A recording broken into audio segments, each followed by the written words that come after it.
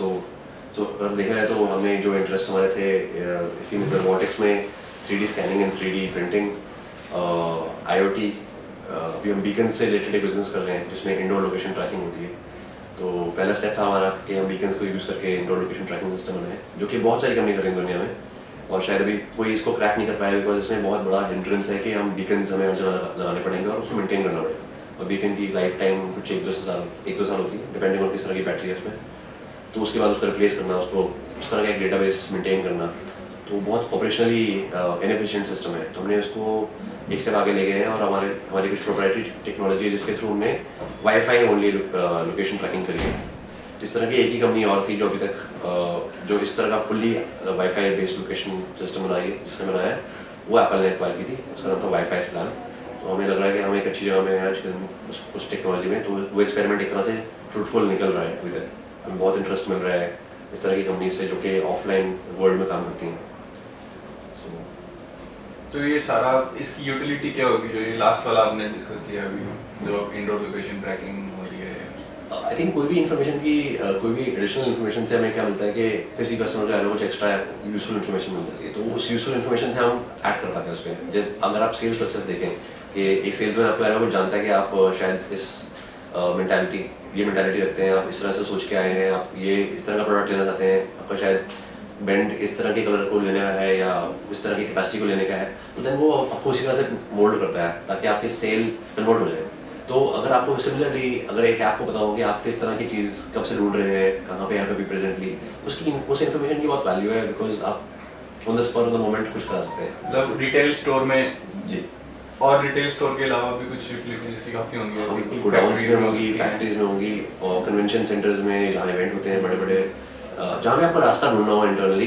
Consumer के लिए तो वैल्यू है ही, मैं बोल रहा हूँ कि इसकी वैल्यू कंज्यूमर के अलावा और भी लोगों के लिए है, क्योंकि जहाँ पे हम एक तरह से आप जैसे समझते हैं ना इंटरनेट कुकीज होती हैं कि आप कहीं गए, किसी वेबसाइट को विजिट किया, तो आपके बारे में कुछ टैग हो गया कि आप यहाँ आए थे, ये ढूंढ रहे थे। अगर यही चीज़ आपके रियल वर्ल्ड में स्टोर होने लगे तो then the value of the internet is being brought to the offline world. एक तरह से सब्सटेंस होती है, ऐसी cookies of the real world नहीं बेसिकली। थोड़ा सा पीछे जाएंगे, क्वाडकॉप्टर का एक्सपीरियंस आपका जानना चाहेंगे, क्या किया आपने, क्या बनाया, फिर उसमें अगर छोड़ा तो क्यों छोड़ा, बीच में क्या प्रॉब्लम्स आई, क्या स्कोप था उसका? राइट, तो हमने क्वाडकॉप्टर प्रोजेक्ट ऐसे शुरू किया था कि हमने एक online real open source project देखा था जो क्वाडकॉप्टर्स के रिगार्डिंग लिखा हुआ था। काफ़ी सारे एल्गोरिथम्स थे उसमें जो कि शायद उस वक्त मुझे बिल्कुल समझ नहीं आते थे, बट मुझे लगा कि हम फिगर आउट करेंगे। तो हमने एज एक्सपेरिमेंट पैक के कुछ बच्चे थे, 3 बच्चे थे जो एरोनॉटिकल डिपार्टमेंट, इलेक्ट्रॉनिक्स और मैकेनिकल, 3 अलग अलग ब्रांचेस से हमने उनको इकट्ठा किया, टीम बनाई और उनको हमने फंडिंग प्रोवाइड की टू बाय दी इक्विपमेंट, और उनके कुछ महीनों का हमने स्टाइपेंड उनको दिया। तो उन्होंने एक्सपेरिमेंट के तौर पे क्वाडकॉप्टर अपने लैब में बनाना शुरू किया जो कि बाहर से एक्सटर्नली फंडेड था। उसके बाद वो कुछ स्टेज तक पहुंचा गए थे, उसके बाद उनको शायद इस तरह की प्रॉब्लम्स आ रही थी कि जो टेक्निकल नेचर की थी, तो उसमें बैलेंसिंग एल्गोरिथम होता है, वो वहाँ पे कहीं ना कहीं ट्वीकिंग नहीं कर पा रहे थे। उनका शायद टाइम की कमी थी या उनका शायद उस टाइम थॉट की कमी थी कि किस तरह से इसको ओवरकम कर सकते हैं। तो हमने वो प्रोजेक्ट इवेंचुअली डाई आउट हो गया बिकॉज ऑब्वियसली बच्चे जो हैं वो ग्रेजुएट होकर आगे चल जाते हैं। So if one of the team members is lost then the rest of the team goes away, right, pretty much. So इसमें एक तरह से हर एक टीम मेंबर एक अलग अलग स्किल सेट लेकर आ रहा था, तो बहुत ज़रूरी था सबका इकट्ठा होना।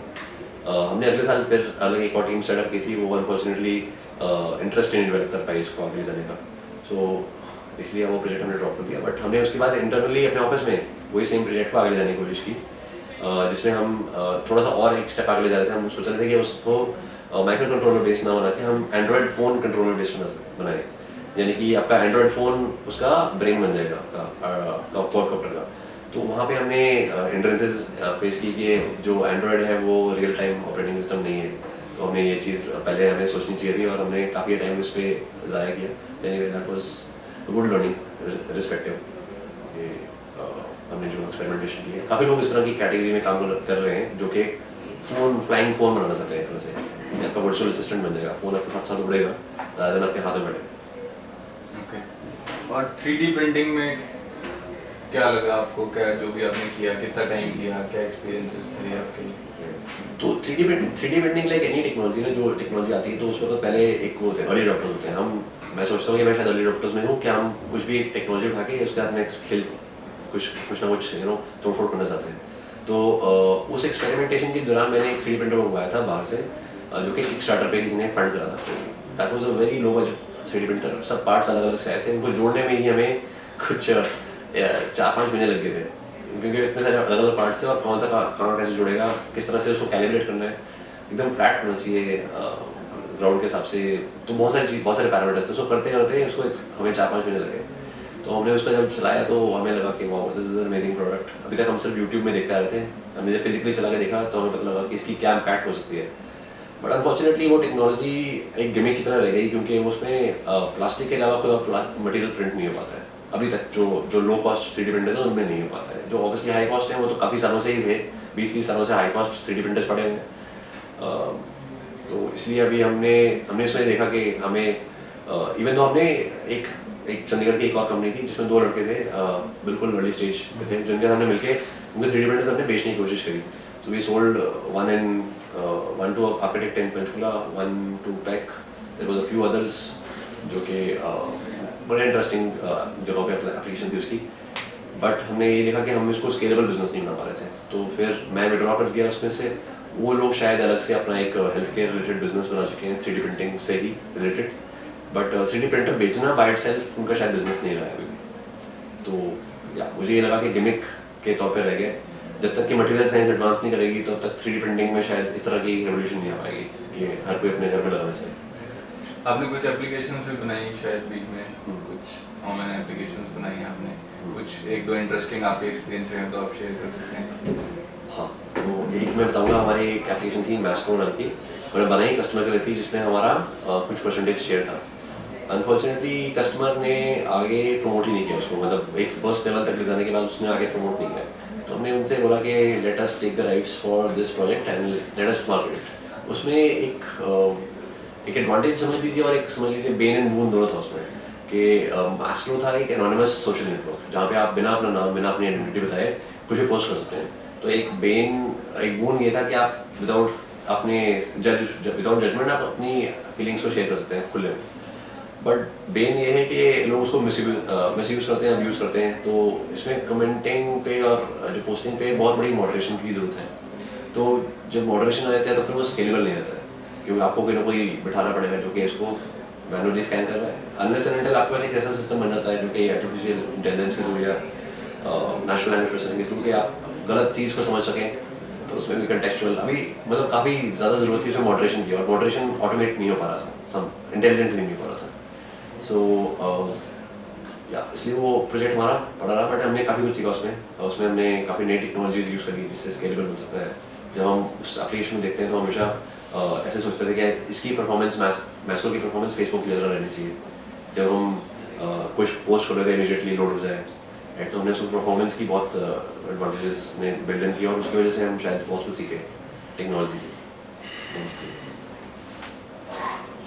तो आपका अभी तक का एक्सपीरियंस, कैसी जर्नी, क्या कह सकते हैं आपकी? Are you happy, are you satisfied, what are your feelings? ये जो पूरी जर्नी रही है आपकी अभी तक।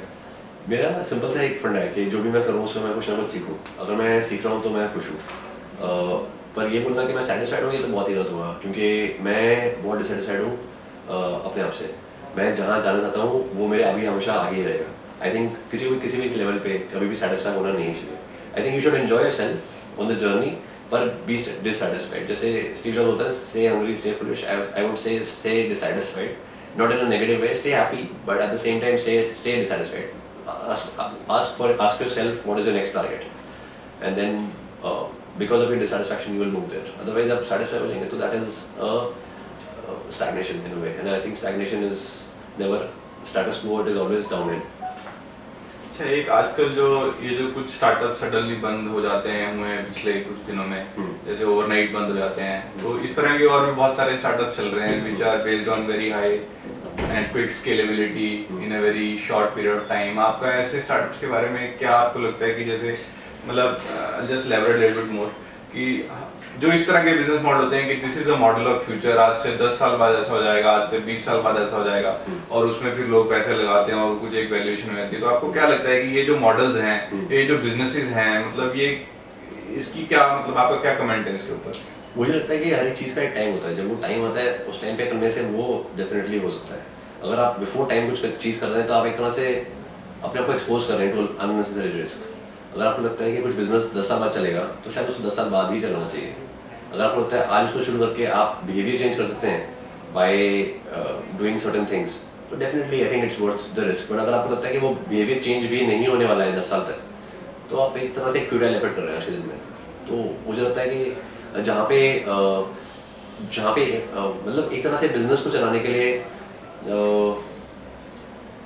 देखिए बिजनेस को ना एक तरह से एक बच्चे की तरह समझ सकते हैं। बच्चे को पहले दिन से नहीं बोला जाता कि आप रिटर्न दीजिए, राइट? मतलब आपको पढ़ाया लिखाया जाता है, आपको सिखाया जाता है कि आप इस तरह से अपनी ज़िंदगी निकाल सकते हैं, आप उसका वो बच्चा फ्रूटफुली अपनी ज़िंदगी जीता है, राइट? सिमिलरली बिजनेस भी इस तरह से है कि आप एक दिन में फर्स्ट डे पे आप उसको नहीं बोल सकते कि बिजनेस को कि business should generate something to run itself. तो ओवर टाइम ही वो जनरेट होगा। वो रनवे सबके लिए ज़रूरी है, बट रनवे इतना लंबा नहीं होना चाहिए कि वो सस्टेन ही नहीं कर पाए अपने आप को। अगर आपके पास रिसोर्सेज लाने की क्षमता है, जैसे फ्लिपकार्ट जैसी कंपनी कर रही है, और उसके बाद प्रॉफिटेबल या ऑपरेशनली प्रॉफिटेबल बनने की क्षमता है, तो then I think that is a viable system. But अगर आप इन्फिनिटली सोचेंगे कि आप एक्सटर्नल रिसोर्सेज पे ही चलाएंगे अपना बिजनेस को, then that is also not feasible. But at the same time ऐसे बिजनेसेस भी होते हैं जो कि बहुत एफर्ट चाहिए जिनके लिए, जिसमें एक तरह से पूरी डिस्ट्रप्शन हो रही है। जैसे टेस्ला है, टेस्ला एक ऐसी चीज़ ला रही है, इलेक्ट्रिक कार्स लेके आ रही है दुनिया में। उसमें अगर आप बोलेंगे इन्वेस्टमेंट ना किया जाए और 5-6 साल नहीं दिए जाए उसको और इमीडिएटली रिटर्न आना चाहिए, ऐसा नहीं हो पॉसिबल नहीं है। तो I think it's a very fine line between requiring investment and requiring your efforts versus क्या कहते हैं अपना being continuously not having a perspective to be operationally profitable। अभी जो फर्दर और एंटरप्रेन्योर्स हैं या जो स्टार्टअप्स कर रहे हैं लोग या जो न्यू यूथ है जो करना चाहता है, उसके लिए आपको क्या कुछ आप अगर एक मिनट बोलना चाहें, बताना चाहें?